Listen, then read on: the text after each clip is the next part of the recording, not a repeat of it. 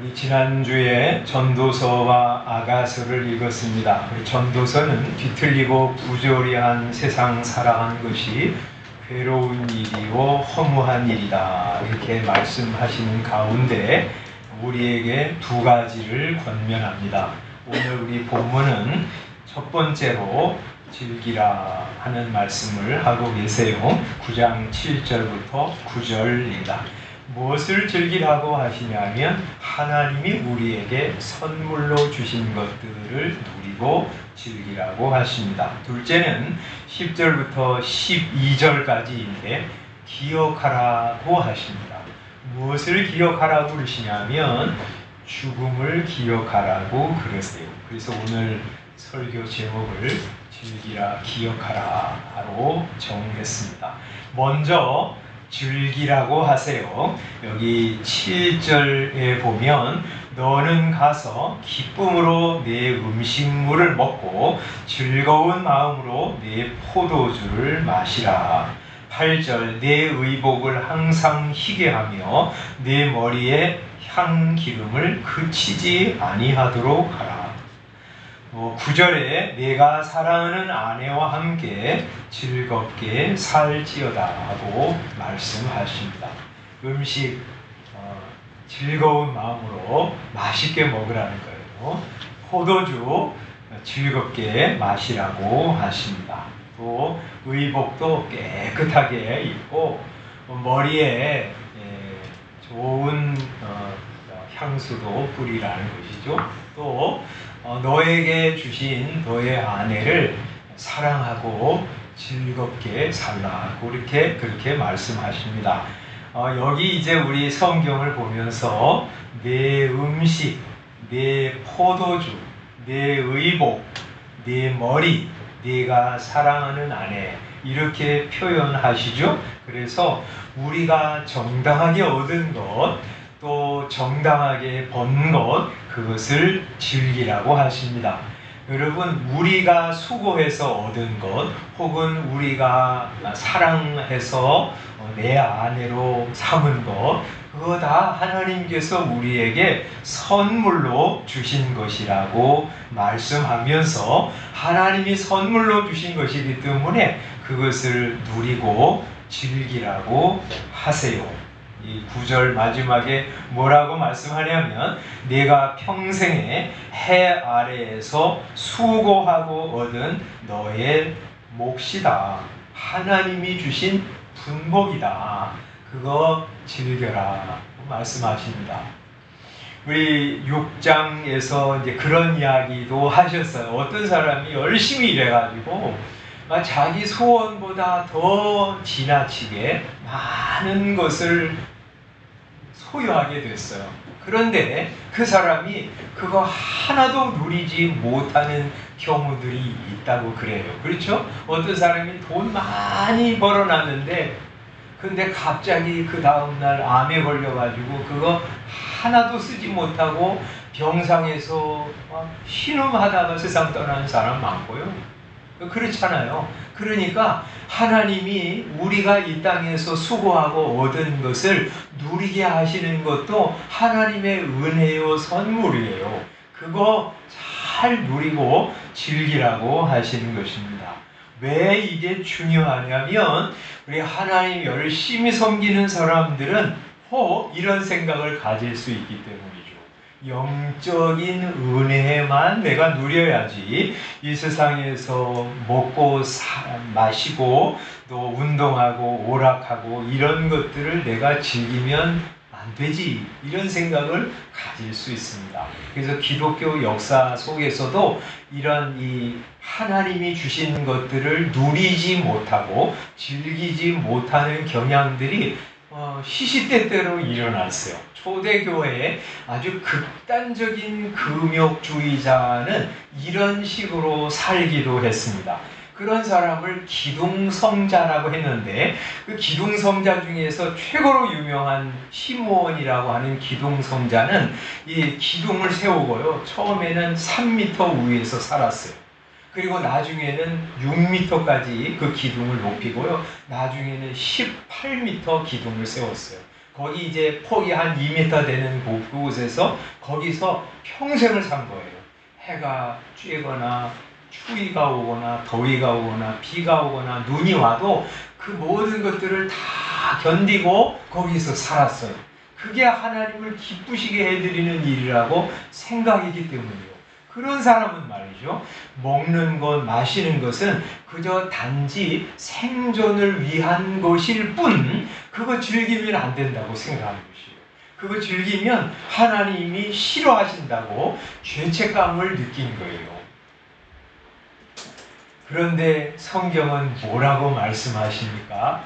너는 가서 기쁜 마음으로 음식을 먹고 즐거운 마음으로 포도주를 마시라. 옷도 깨끗하게 빨고 머리에 향수도 뿌리고 그리고 하나님께서 내게 선물로 주신 아내와 즐겁게 살아라 하고 말씀하세요. 그런 금욕주의를 하나님이 기뻐하시는 것이 아니에요. 물론 우리가 욕망을 절제해야죠. 그리고 어떨 때는 정말 금식하면서 하나님께 죄를 뒤집어 쓰고 은혜를 구하고 회개하며 기도할 때가 있습니다. 그러나 그것이 우리의 인생 전체가 되어서 이렇게 모든 즐거운 것들을 다 배제하고 살아야 하나님이 기뻐하시는 인생이다. 이렇게 생각하는 것은 하나님을 오해한 것이라는 거예요. 예수님이 이 세상에 오셔서 먹고 마심에 사람들이 예수님을 뭐라고 평가절하했냐면 먹기를 탐하고 포도주를 즐기는 위인이구나 하면서 욕하고 비난했습니다. 아마 예수님은 맛있는 음식을 가져다 놓으시면 식사하시면서 야, 이거 진짜 맛있네 하고 감탄하면서 기뻐하면서 식사를 하셨을 거예요. 포도주를 대접할 때 이스라엘 땅에서는 우리와 조금 달라요. 물이 굉장히 부족했기 때문에 포도주가 음료를 대신했거든요. 그 포도주를 마시면서 야, 정말 향기롭네 하면서 기쁨으로 함께 모인 제자들과 성도들과 함께 교제하면서 사셨던 것 같아요.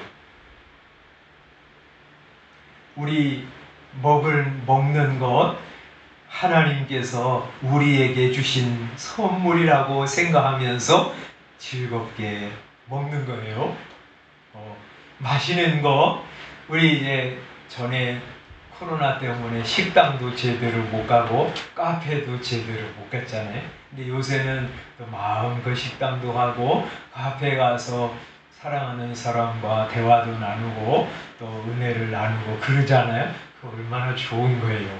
커피, 향긋한 커피를 마시면서 대화할 수 있는 여유를 주신 거 감사한 일이죠. 그거 즐거워하는 거예요. 그거 누리면서 살아가는 거예요. 하나님이 절대 그것을 미운 것이라고 정죄하지 않으십니다. 우리나라에 천주교가 처음 들어왔을 때 제가 글을 읽었더니 한 신혼 부부가 결혼을 했는데 신혼 초에 이 성관계를 하면 이거 하나님 앞에 이 영적인 성적인 순결을 잃어버리려는 것이라고 생각하면서 막 밤마다 이 바늘로 자기 허벅지를 찌르면서 아주 부부 생활을 하지 않으려고 안간힘을 쓴 이야기를 읽어본 적이 있습니다. 그런 눈물겨운 노력, 그거야 가상하지만 하나님은 그것을 원하시는 것이 아니에요. 그죠? 내 사랑하는 아내와 즐겁게 살아라 그렇게 말씀하시죠. 하나님이 주신 선물인 줄 알고 사랑하는 이와 함께 즐기면서 살아가는 것. 하나님께서 우리에게 요구하시는 거예요. 제가 말이죠. 아들 집에 가면서 맛있는 과일을 사갔어요. 그런데 아들이 아버지 고맙습니다 하고 냉장고에 넣어놓고 썩을 때까지 그거 안 먹고 거의 모셔놓으면 내가 기분이 좋을까요? 내가 그거 알면 기분 나쁠 거예요. 그죠? 하나님께서 우리에게 선물로 주신 거 그냥 고이 간직해 놓고 그거 누리지도 즐거워하지도 못하면 하나님이 싫어하십니다. 하나님께서 우리에게 살아갈 때 필요한 좋은 선물들을 주셨는데 그 중에 중요한 것이 아내요, 남편입니다. 하나님께서 주신 남편을, 하나님께서 주신 선물인 아내를 즐거워하면서 사랑하고 함께 즐겁게 살아가는 것이에요. 아내가 가지고 있는 약점 크게 보고 아직 아내가 가지고 있는 아름다움, 사랑스러움, 좋은 점, 잘한 것들을 다 잊어버리고 아내를 미워하고 멀리하고 각방 쓰고 하는 거 하나님이 좋아하지 않으십니다. 하나님이 남편 주신 거 감사하면서 남편과 함께 즐거운 삶을 살아가는 거예요.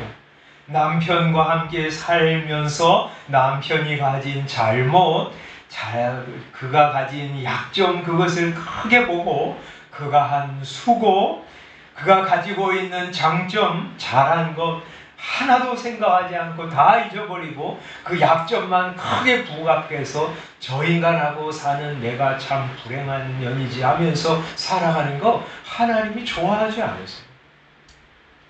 잘 보세요. 하나님께서 주신 남편 얼마나 좋은 것들이 많은지. 부족한 거 크게 보지 말고요. 하나님께서 주신 아내 얼마나 사랑스럽고 좋은지 보세요. 우리 아내 그런 얘기 하지 말라고 했는데 제가 어느 날 막 자다가요. 꿈에서 딱 깨어서 일어나니까 아내가 세상을 떠나. 근데 갑자기 막 통곡이 나오는 거예요. 이런 사람이 세상에 있나. 이렇게 나를 사랑하고 이렇게 나를 위해주고 이런 사람 세상에 또 있겠나. 이런 생각이 들어서 막 통곡을 하는데 그게 꿈이더라고요. 그래서 꿈에서 깨어나서 얼마나 안도감이 생기는지 제가 안에 숨 쉬고 있나 하고 봤더니 펄펄 숨 쉬고 자고 있더라고요. 얼마나 좋아하는지. 우리 곁에 하나님께서 이 세상은 어떤 사람보다 더 사랑스럽고 나를 위해주고 나를 다 알면서도 사랑해주는 정말 절친이요 하나님 나라 갈 때까지 사랑스러운 동반자요 친구를 우리에게 주셨어요. 그 하나님께서 주신 남편 한번 오늘 가서 뜯어보시고요. 저 사람 얼마나 좋은 사람인가, 나에게 얼마나 많은 것을 해주었나 생각하면서 감사하고 아내와 즐겁게 사는 남편과 즐겁게 사는 여러분 되시기 바랍니다. 아멘. 아멘을 안 해. 아멘 하시기 바랍니다. 여기 9절에 이렇게 말씀하시죠. 내 헛된 평생의 모든 날, 곧 하나님이 해 아래에서 내게 주신 모든 헛된 날에 네가 사랑하는 아내와 함께 즐겁게 살라 하고 말씀하십니다. 여기 우리가 사는 평생의 모든 날을 헛된 날이라고 말씀하세요. 두 번씩이나. 이 헛되다 하는 말을 이 전도서를 시작하면서 솔로몬이 하고 있잖아요. 모든 것이 헛되고 헛되다 그렇게 말하면서 시작했는데 이 헛되다는 말은 헤벨이라고 하는 말인데 수증기 혹은 한숨 혹은 입김이라는 말입니다. 두 가지로 해석을 할 수 있어요. 하나는 입김과 같이 그냥 너무 짧은 것이 이 세상이다 하는 의미를 내포할 수도 있고 또 이 입김 한번 후 하면 그게 그냥 금방 사라져 버리잖아요. 그런 것처럼 가치 없고 의미 없다 하는 뜻을 포함하고 있기도 합니다. 어떤 것을 가지고 이 솔로몬이 썼는지 몰라도 말이죠. 두 개 다 의미가 있어요. 내 헛된 날, 하나님께서 내게 주신 이 헛된 날 동안에 사랑하는 내 아내와 즐겁게 살라고 말씀하신 이유는 우리 이 짧은 인생 살아갈 동안 사랑해도 짧은 인생이라는 거예요. 그런데 이 짧은 인생을 맨날 갈등하고 싸우고 치집고 볶고 막 그렇게 사는 사람이 너무 많잖아요. 그럴 시간이 없어요. 사랑하고 좋아하고 축복해주고 세워주면서 살아가도 짧은 인생이에요. 짧은 인생 동안 여러분 하나님께서 여러분에게 주신 사랑하는 배우자를 좋아하고 또 즐거워하고 기쁘게 사시길 바라요. 또 만약에 이게 의미 없다, 가치 없다 하는 의미를 가지고 우리가 생각해 본다 그러면 이 세상은 정말 의미 없고 가치 없고 부조리한 일들이 너무너무 많이 일어나잖아요. 그 가운데서 하나님께서 주신 귀한 선물인 아내와 즐겁게 사는 것, 그게 의미 있는 일이고 가치 있는 일이라는 것이에요. 여러분, 하나님께서 이 세상 살아갈 때 저 인류를 사랑하라고 그러지 않으시고요. 가장 가까이에 있는 여러분의 아내, 여러분의 남편을 사랑하는 것으로부터 시작하라고 그랬어요. 그렇게 할 때 그 사랑 시작되는 것이고요. 그 사랑의 기쁨을 맛보게 되는 것이고요. 그게 이제 자녀들에게로 확장되고 성도들에게로 확장되고 이웃에게로 그리고 선교지에 있는 사람들에게로 확장되는 거예요. 그렇지 않겠어요? 자기 아내를 사랑하지 않는 사람이 어찌 인류를 사랑할 수 있겠으며 어찌 자기 남편을 사랑하지 않는 사람이 뭐 대한민국 국민들을 사랑할 수 있겠어요? 그죠? 그래서 가까이 하나님께서 주신 너의 선물인 아내 귀하게 여기고 즐거워하고 사랑하면서 살라고 말씀하시는데 그게 참으로 의미 있고 가치 있는 일입니다.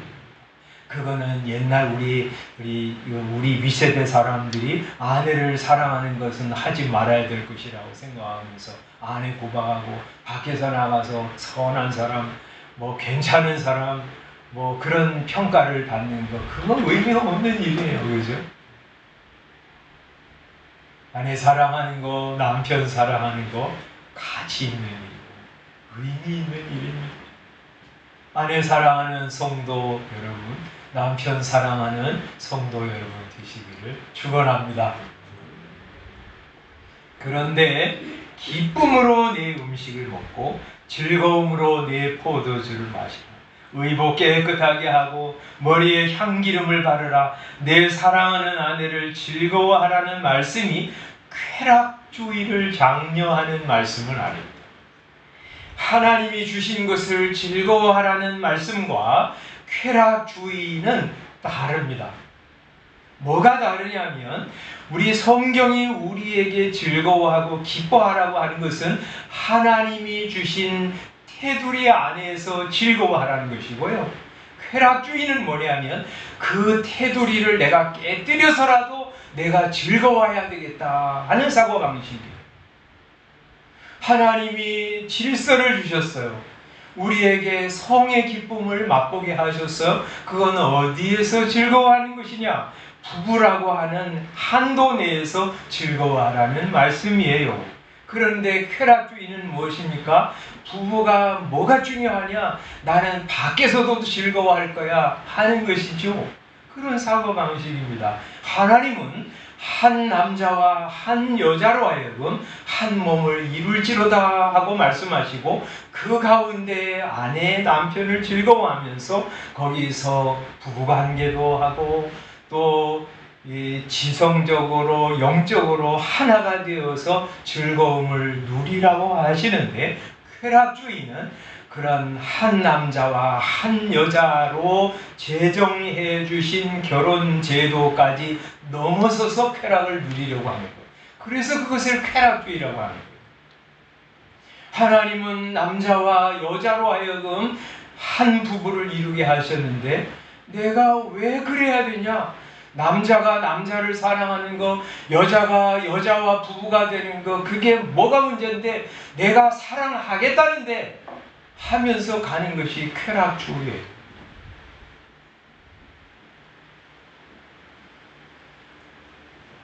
고린도전서 15장 32절에는 쾌락주의의 표어를 이렇게 말합니다.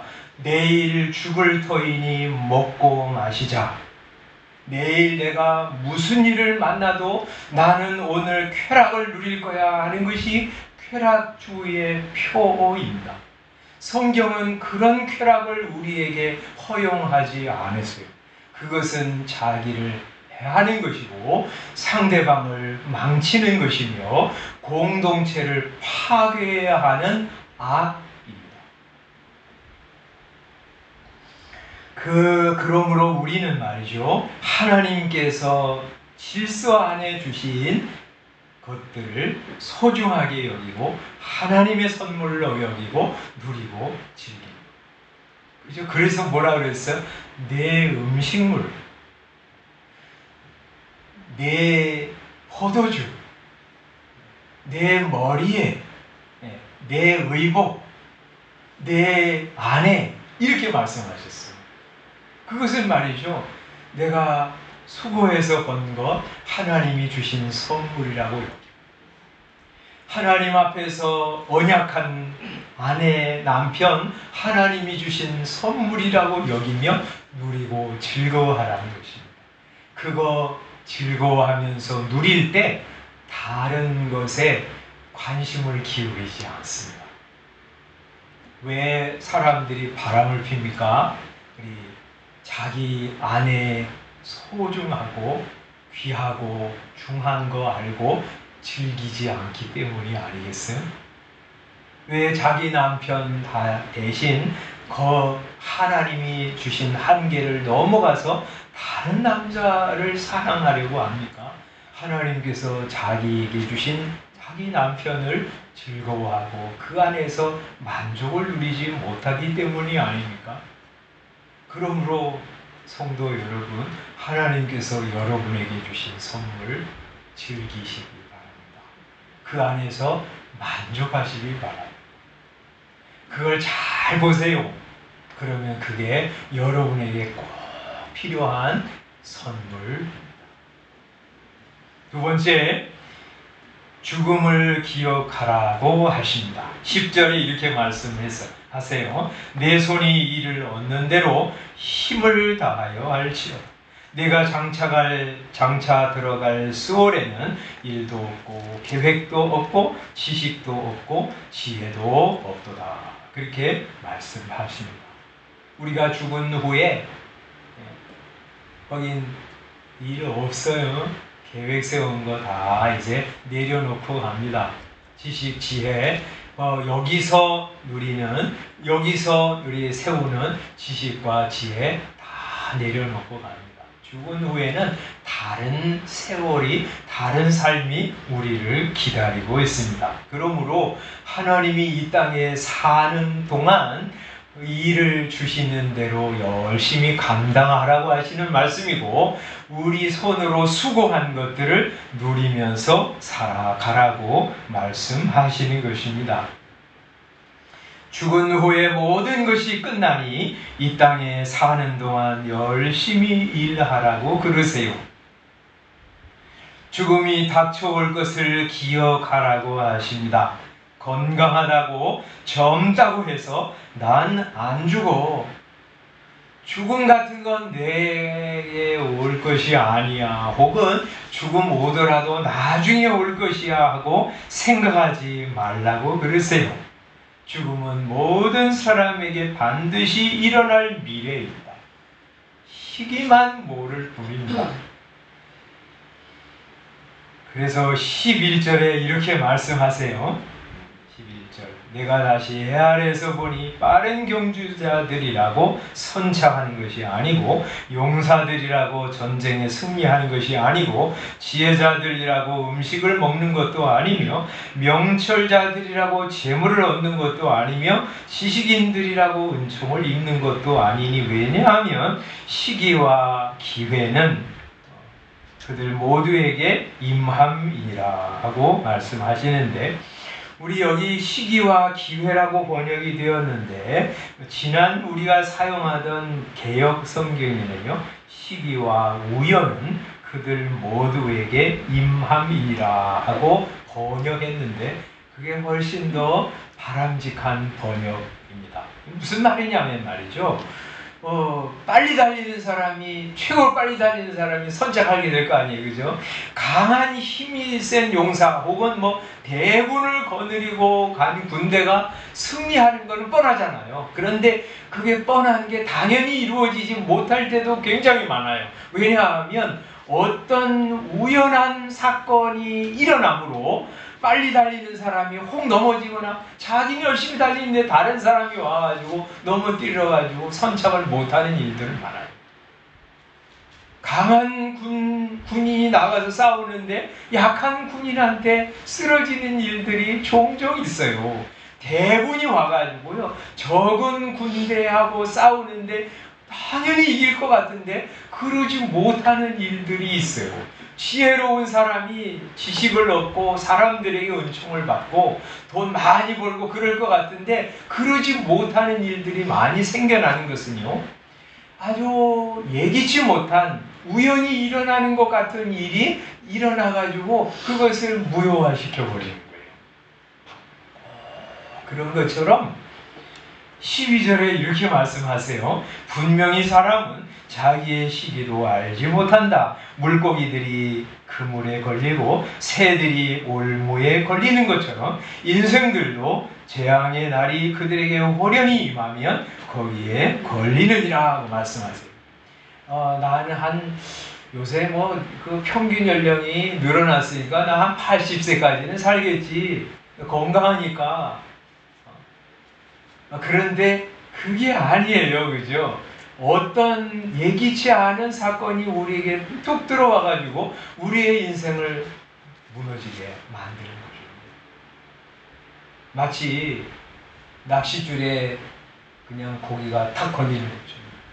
새가 그냥 막 자유롭게 날아가다가 올무에 탁 걸려가지고 죽음을 맞이하는 것처럼 사람들도 어떤 예기치 못한 불현듯 일어나는 사건으로 말미암아 그의 인생의 재앙의 날이 딱 닥칠 수 있다. 그러니 사람은 나는 한 70, 80까지 살 거야, 이렇게 예상하지도 못하고 장담하지도 못한다는 거예요. 젊은 사람이 나는 우리 아버지, 어머니도 있고 할머니, 할아버지도 있는데 내가 먼저 가겠나, 이렇게 생각하는데 그거 아니라는 거예요. 언제 무슨 우연한 사건이 우리에게 닥쳤어, 우리 죽음이 우리를 낚아챌지 모른다는 거예요. 그러니까 늘 죽음을 준비하고 기억하면서 살아가는 것이죠.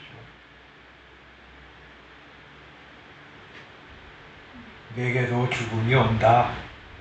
그거 아는 것이 지혜이고, 그 죽음을 기억하는 사람이 꼭 기억해야 하는 것이 뭐예요? 우리 전도서의 결론이죠. 12장 1절에 우리 전도서는 이렇게 말씀합니다. 너는 청년의 때에 너의 창조주를 기억하라 하고 말씀하십니다.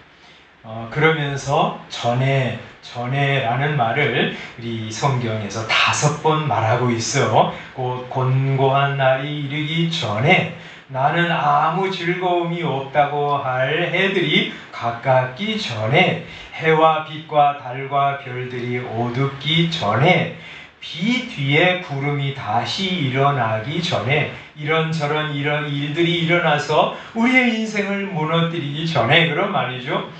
우리 7절에는 우리의 몸은 여전히 땅으로 돌아가고 영은 그것을 주시는 하나님께로 돌아가기 전에 라고 말씀하세요.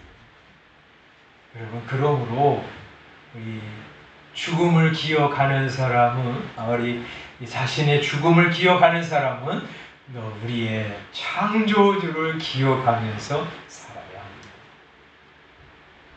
그 창조주를 기억할 뿐만 아니라 그 창조주를 경외하면서 살아라고 말씀하세요.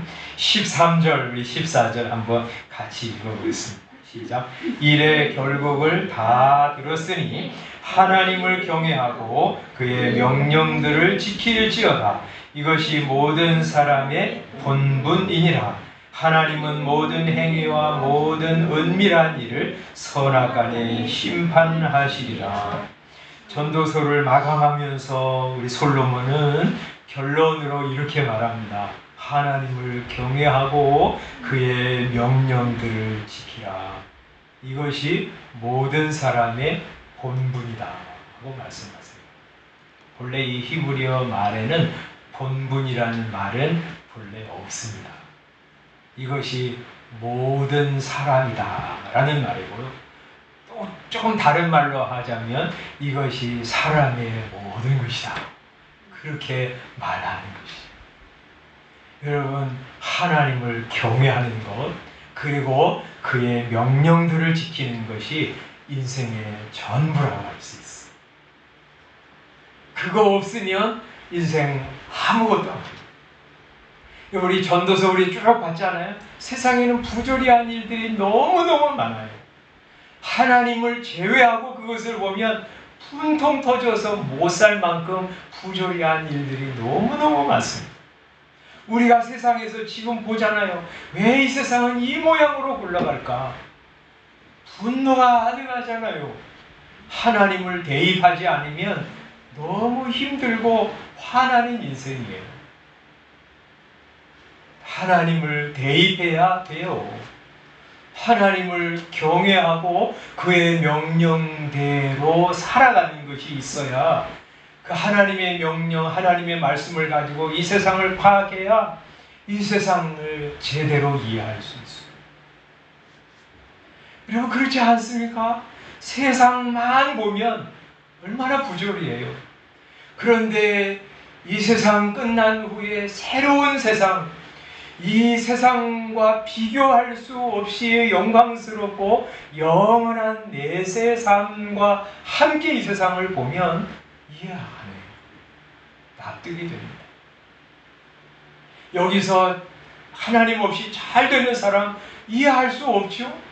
죽을 때에도 고통도 없이 죽는 거 보면서 뭐가 이해가 돼요? 그런데 죽음 후에 세상과 함께 보면 그게 이해가 돼요. 그러니 하나님을 경외하라고 하십니다. 그의 명령들을 지키라고 하십니다. 하나님은 본래 두려운 분이세요. 여러분, 하나님을 만만하게 보실 수 없어요. 하나님은 가벼운 분이 아닙니다. 두려워해야 될 분이세요. 모든 행위와 모든 은밀한 일을 선악간에 다 심판하시는 분이시고요. 저와 여러분들은 그 심판대 앞에서 우리가 하나님으로부터 받은 생명과 시간과 재물을 어떻게 사용했는지 다 스스로 우리의 입으로 직고하게 될 것이고요. 종종 여러분 그거 생각하지 않습니까? 하나님의 심판대 앞에 서는 것이 얼마나 장엄하고 그리고 정말 엄청난 사건이 될까 하는 겁니다. 그거 생각하면 옷깃을 여기게 됩니다. 그런데 우리에게는 감사하게도 하나님을 두려운 하나님으로만 아니라 사랑의 하나님으로 알고 믿고 사랑하게 해주셨어요. 예수님이 자기의 생명을 희생하시고 우리 대신 죽으시면서 우리를 뭐라고 부르라고 하셨어요? 하나님을 우리 아버지라고 부르게 하셨어요. 그리고 예수님이 승천하신 후에 성령을 보내어 주셔서 예수 믿는 사람들 속에 임재하게 하시는데 그 성령님은 우리 속에서 뭐 하라고 하시냐면 하나님을 아빠, 아버지라고 부르게 하셨어요. 그래서 우리는 하나님을 단지 두려운 하나님으로가 아니라 사랑의 하나님으로 믿고 섬기고 사랑하게 하셨어요. 그래서 하나님 사랑 감사해서 우리도 주님을 사랑하고요. 주님을 사랑하기 때문에 주의 계명을 지키는 성도로 살아갑니다. 예수님 말씀하셨잖아요. 요한복음 14절. 나를 사랑하는 자는 내 계명을 지키리라. 그죠? 그래서 우리는 주님의 말씀을 지키는 것입니다. 이것이 사람이에요. 이것이 사람의 전부라고 할 수 있습니다. 오늘 말씀 우리 생각하면서 하나님이 주신 선물을 누리고 즐기라. 동시에 죽음의 날을 기억하라. 먹고 마시고 즐기느라 하나님이 주신 생명 헛되이 사용하지 않도록 하라. 영원히 살 것처럼 착각하지 말아라. 심판대 앞에 설 것을 기억하라는 말씀 우리가 보았습니다. 마지막 14절 말씀, 하나님은 모든 행위와 모든 은밀한 일을 선악간에 심판하시리라. 이 말씀을 우리가 생각해 보면 자신감이 없어지고 혹 두려움이 엄습하지 않습니다. 우리가 이제 올해 리딩 지저스를 읽으면서 예수님 중심으로 성경을 읽기 시작했습니다. 그래서 이 말씀도요, 예수님 중심으로 읽으면 우리 두려움에서 벗어날 수 있습니다. 그죠? 하나님이 우리가 어떻게 살았는지, 어떤 행위를 했는지 나타난 것만 아니라 우리가 은밀하게 죄 지은 것, 다 부끄러운 거 다 드러내서 심판하실 건데 그거 생각하면 두렵지 않겠어요?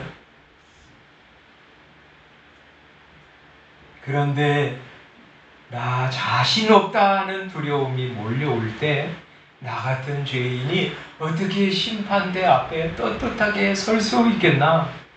죄가 이렇게 많고 부족한 것 투성인데 인생 허비한 건 많고 내가 생각해도 나는 바보같이 산 건 너무 많은데 거룩하신 하나님 앞에서 내가 어떻게 심판을 견디어낼까 하는 생각이 들 때, 그럴 때 예수님을 생각하는 것입니다.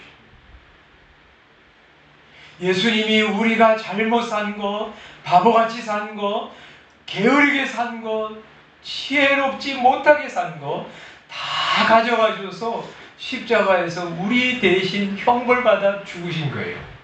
그리고 그 예수 그리스도를 믿는 성도들은 그가 예전에 어떻게 살았는지 상관없이 의롭게 살았다고, 지혜롭게 살았다고, 복되게 살았다고 인쳐주시는 거예요. 그게 이신칭이거든요.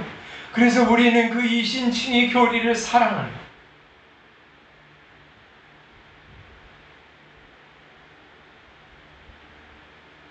예수님께서 그렇게 말씀하셨잖아요. 요한복음 6장에서 내가 진실로 진실로 너희에게 이르노니 내 말을 듣고 또 나 보내신 이를 믿는 자는 영생을 얻었고 심판에 이르지 아니하나니 사망에서 생명으로 옮겼느니라 하고 말씀하시죠. 그래서 심판의 두려움 사로잡힌 사람들은 그때 심판 없어 하고 부정하는 것이 아니라 심판을 이기고 승리하신 주, 우리를 심판에서 벗어나게 해주셔서 의로운 성도라고 인쳐주시는 예수 그리스도의 그 은혜에 힘입고 하나님을 바라보는 것입니다. 맥체인 목사님이 이런 이야기를 친구에게 했습니다. 자네를 한 번 바라볼 때마다 예수 그리스도를 10번이나 바라보게. 그게 심판을 생각하면서 두려워하는 사람이 가져야 할 자세입니다. 여러분은 스스로는 하나님의 심판대 앞에 올바로 설 수 없습니다. 떳떳하게 가슴을 내밀 수 없습니다. 누구도 다 하나님의 정죄와 심판을 받아서 영원한 불못에 던져져야 마땅할 존재들입니다. 그런데 그때 나를 위해서 죽으신 예수 그리스도께서 우리의 변호자가 되어 주셔서 내가 저 성도를 위해서 생명을 희생했습니다 하고 말씀하실 것이고, 그때 예수 그리스도를 구주로 믿는 믿음을 가지고 있기 때문에 우리는 하나님께서 우리를 향해서 천국이 너의 것이야, 너는 나와 함께 영원한 복을 누리자 하는 선언을 듣게 될 것이라고 확신합니다. 그렇게 주님을 바라보면서 하나님 경외하고 하나님 말씀대로 살아가는 성도 여러분 되시기를 주님의 이름으로 축원합니다. 기도하겠습니다.